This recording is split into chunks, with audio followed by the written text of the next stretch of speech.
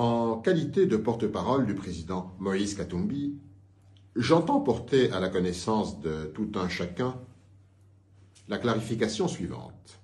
Après les élections les plus chères et les plus frauduleuses jamais organisées en République démocratique du Congo, on entend à travers des déclarations et des communiqués des appels invitant les candidats qui contestent les résultats de cette tricherie à recourir aux voies légales et à la Cour constitutionnelle. Mon devoir consiste à rappeler à ceux-là que pour se maintenir au pouvoir, le régime en place a mis en place une structure officielle de fraude allant de la CENI à la Cour constitutionnelle. D'ailleurs, toutes les organisations chargées du processus électoral ne sont présidées que par des éléments, des membres appartenant à la tribu de Félix Tshisekedi.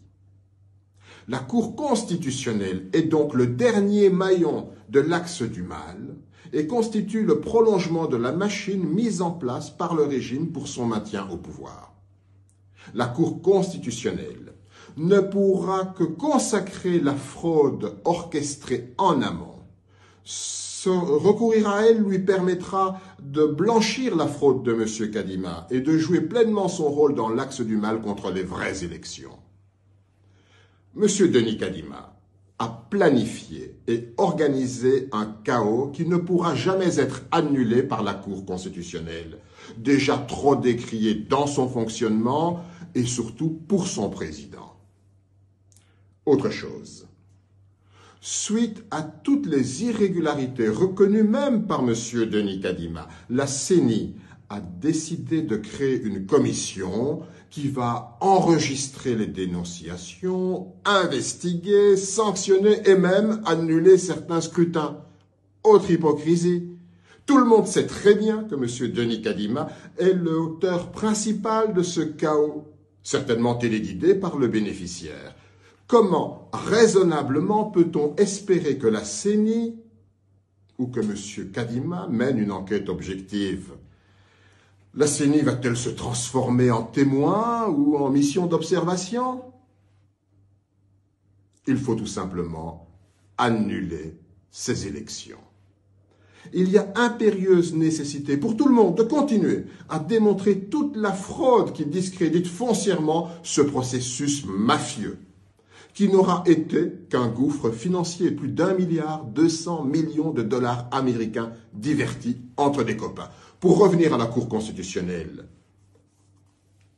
que pouvons-nous attendre d'elle si l'on sait que son président a félicité la CENI pour la qualité du travail abattu? Il a déjà donné son opinion pour rassurer le candidat numéro 20. Et en principe, un juge qui a donné son opinion ne peut même plus connaître d'une affaire, que ce soit en contentieux des résultats, que ce soit en inconstitutionnalité ou pour toute affaire impliquant la CENI, qu'il a déjà félicité. En réalité, il ne nous reste que l'article 64 qui fait obligation à toutes les Congolaises et à tous les Congolais de faire échec à toute tentative illégale de prise de pouvoir.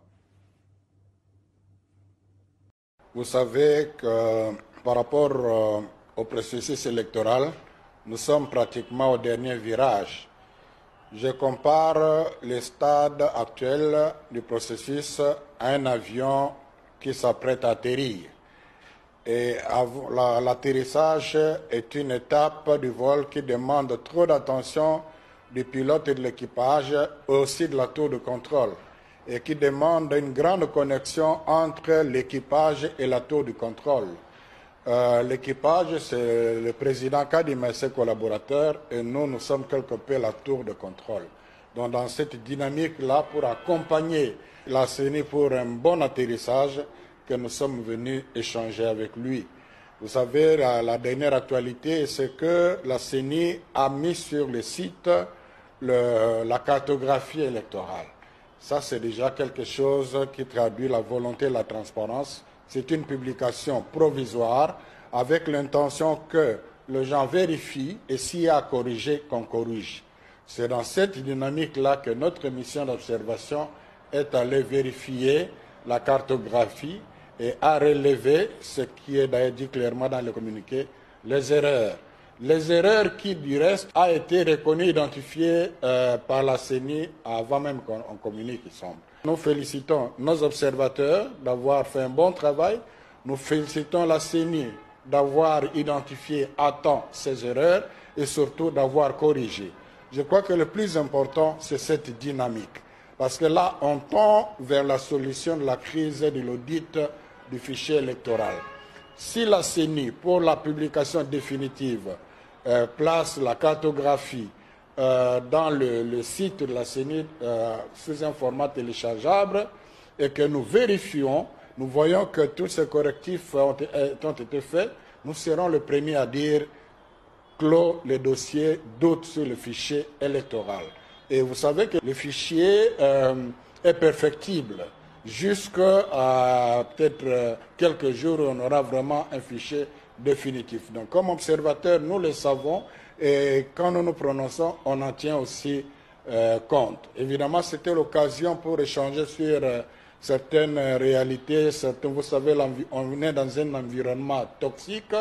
Vous communiquez, on vous interprète autrement, ainsi de suite. Là, par exemple, on a parlé aussi de la question parce qu'il y en a, on raconte que la CENI a commencé à enrôler de nouveau les gens, ceux qui n'avaient pas de carte, parce qu'ils remplissent le formulaire. Là, je viens d'apprendre qu'il y a distingué entre le F01 et le F06.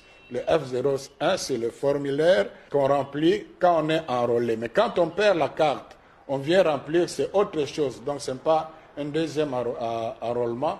Et ça nous rassure. Donc, en conclusion, nous avons levé une bonne option. Désormais, la CENI s'engage à être transparent et à être ouvert. Nous allons travailler, on n'a même pas besoin de trop de communiquer, travailler avec elle et jusqu'à ce qu'il va afficher publiquement. Et puis, nous allons constater en toute responsabilité parce que nous avons besoin de bonnes élections. Et pour le reste, nous avons réitéré la recommandation qui, du reste, est déjà prise en compte par la CENI, l'affichage bureau de vote par bureau de vote.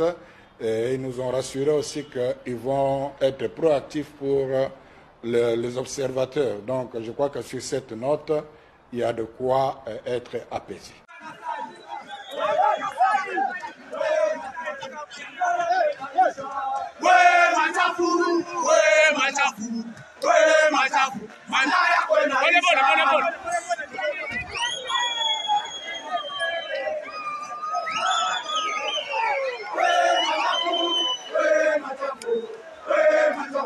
Anda yako inaisha.